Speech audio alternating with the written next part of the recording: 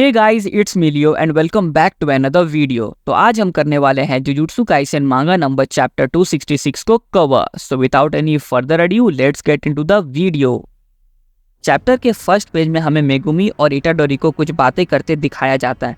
ये page Megumi के अंदर चल रही सोच को दिखाता है और उसको अपनी बहन सुमिकी के लिए जो प्रोटेक्टिव फीलिंग्स है उनको भी बताता है। ये बताता है कि कैसे मेगुमी ने अपनी जुजुत्सु सॉर्सरर की लाइफ के स्ट्रगल्स और जिम्मेदारी को समझने की कोशिश कर रहा था। दूसरे पेज में हमें मेगुमी की उस गहरी ख्वाहिश को दिखाया जाता है जिसमें वो उसकी बहन एक साथ एक आम जिंदगी जीना चाहते हैं, जो उनके सामने वाले कड़वी हकीकत से बिल्कुल ही अलग है। इस पेज में इटाडोरी अपने दादाजी के बीमारी से लड़ने की बात सोच रहा है। यूजी बताता है कैसे उसके दादाजी ने ट्रीटमेंट को पहले ही छोड़ दिया क्योंकि साइड इफ़ेक्ट्स बहुत ज़्यादा हेवी थे। वो एडमिट करता है कि यूथेनेसिया जैसी चीज़ें उसके लिए पहले अजीब थी, पर अब उसने समझ लिया है कि दादाजी ने कितना पेन और हार्श रियलिटी फेस किया। वो दादाजी के एक्सपीरियंस को अपने खुद के ट्रॉमेटिक एक्सपीरियंसेस के साथ कंपेयर करता है जो उसने जुजुत्सु हाई में देखा, और ये समझ रहा है कि कैसे कभी ना ख़त्म होने वाले हॉरर्स का डर कैसा लगता है। पूरा वाइब एकदम कंटेम्पलेटिव और सफरिंग को समझने के लिए है, और वो चॉइसेस जो लोग ऐसे वक्त पे करते हैं। फोर्थ पेज यूजी की बात से शुरू होता है जब वो फुशिगुरो से कह रहा है कि उसका हक नहीं बनता उसको बताने का, खास करके ये कि फुशिगिरो को जीना चाहिए। ये लाइन यूजी के अंदर के स्ट्रगल और बर्डन को हाईलाइट करती है। यूजी को अच्छे से पता है कि उनकी सिचुएशन कितनी भारी है, खासकर जब वो जुजुत्सु सॉर्सरर के डेंजरस और अक्सर डेडली बैटल्स का सामना करते हैं। और यहाँ सुकुना एक टेक्निक यूज़ करता है जिसका नाम है हॉलो विकर बास्केट। ये एक कर्स टेक्निक है जो दूसरे कर्स टेक्निक, खासकर जो डोमेन्स या बैरियर्स से रिलेटेड हैं, उनके इफेक्ट्स को न्यूट्रलाइज करने के लिए बनाई गई है। इसमें टारगेट को एक ग्रिड जैसे स्ट्रक्चर में फंसा दिया जाता है जिससे उनकी मूवमेंट या भागने की कोशिश लिमिट हो जाती है। फिफ्थ पेज पे यूजी और सुकुना एक दूसरे की तरफ बढ़ रहे हैं बैटल के लिए रेडी होकर, और सुकुना के अंदर एक स्ट्रेटेजिक थॉट प्रोसेस चल रहा है। ये रिस्क के बारे में सोच रहा है कि अभी कोई एक्शन लेना कितना खतरनाक होगा जब ब्रेन अभी भी अनलिमिटेड वॉइड का इफेक्ट में है। मतलब सुकुना का दिमाग अभी भी एक पावरफुल टेक्निक के अंदर है, और ऐसे में कोई ड्रास्टिक मूव लेना रिस्की हो सकता है।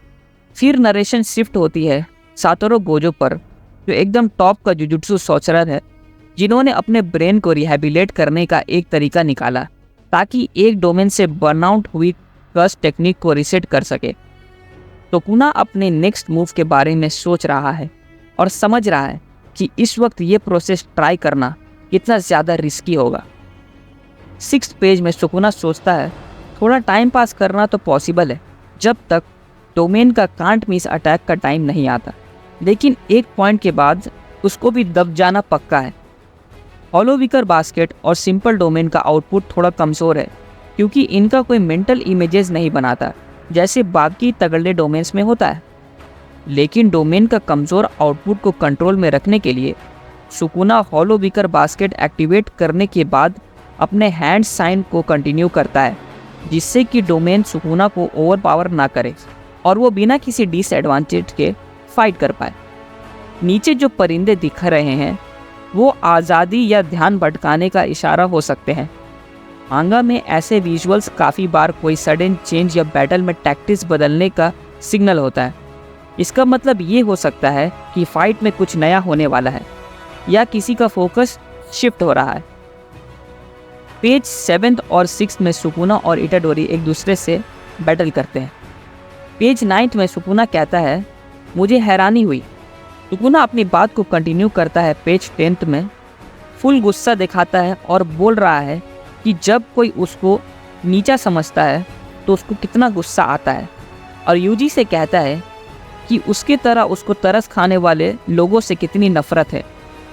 सुकुना अपना भड़ास निकालते हुए चिल्लाता है और बोलता है कि वो इंतज़ार नहीं कर सकता अपना बदला लेने का, यूजी के अपने प्यारे इंसानों से और यूजी से। सुकुना के चेहरे पे पूरी नफरत, पागलपन और गुस्सा दिख रहा है। पेज 11 में मेगुमी और यूजी के बीच हुई कॉन्वर्सेशन को दिखाया जाता है, जहां यूजी मेगुमी से कहता है, तुम्हारे बिना बहुत अकेला फील हो रहा है फुशिगिरो। यूजी की बात को सुनकर मेगुमी की जीने की इच्छा जाग जाती है। नेक्स्ट पेज में हमें दिखाया जाता है कि सुकुना का पैर एक शैडो के अंदर फंस जाता है और फिर यूजी को एक मौका मिल जाता है सुकुना को एक सॉलिड पंच मारने का। ये और कोई नहीं होता है, ये फुशिगिरो, जिसकी जीने की इच्छा जाग चुकी है। यूजी भी ये देखकर स्माइल करता है और खुश हो जाता है। इससे सुकुना को बहुत ही गुस्सा भी आता है और फिर यहाँ यूजी और सुकुना के बीच में एक फ़ाइट शुरू हो जाती है। यहाँ फाइट करते करते सुकुना यूजी का कर्ज टूल तोड़ देता है, पर इससे यूजी को कुछ खास फर्क नहीं पड़ता। यहाँ फाइट और भी आगे बढ़ती है, ये दोनों एक दूसरे से बहुत फाइट करते हैं। उसके बाद बैटल एंड होते होते यहाँ पे सुकुना अपना डोमेन ओपन करने जाता है, बट सुकुना को ये हैरानी होती है कि उससे पहले यूजी ने अपना डोमेन ओपन कर लिया है। और लास्ट पेज में हमें दिखाया जाता है सुकुना का एक फिंगर जो कि एक रिलम टाइप के जगह में फंसा हुआ है। अब हमें आगे मालूम चलेगा कि क्या होने वाला है, बट यार ये फिंगर तो बहुत सॉलिड लग रहा है और मुझे ये लग रहा है कि ये सुकुना का आखिरी फिंगर भी हो सकता है। नेक्स्ट चैप्टर में हमें देखने को हो सकता है कि यूजी डोमिनेट कर रहा है फिर से सुकुना को और फुशिगिरो भी जाग चुका है। आगे क्या होने वाला है आप गेस कर सकते हैं कमेंट में अगर आप चाहे तो, और बस लाइक कर देना और अच्छे अच्छे कमेंट्स डाल देना, और अगर ऐसी एक्सप्लेनेशन चाहिए तो चैनल को सब्सक्राइब कर दो। Thank you so much.